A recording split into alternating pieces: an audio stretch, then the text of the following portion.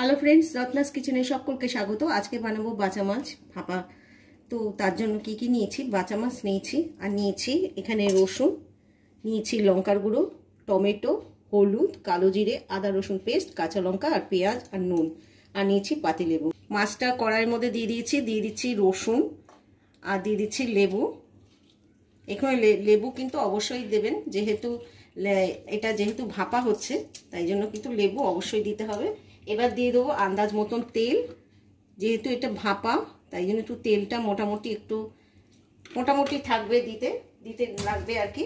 তারপরে দিয়ে দেবো বাকি মশলাগুলো, দিয়ে দিচ্ছি কাঁচা লঙ্কা, গ্রেট করা আদা রসুন, আর দিয়ে দিচ্ছি আন্দাজ মতন হলুদ, নুন আন্দাজ মতন। এখানে মাছের মধ্যে কিন্তু আগে থেকে নুন দেইনি।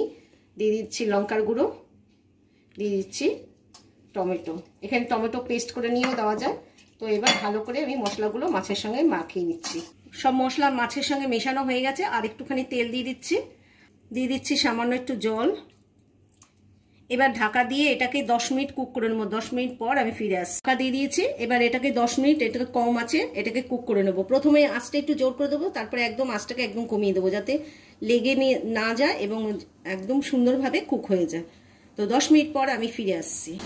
ঢাকা খুলে দিচ্ছি।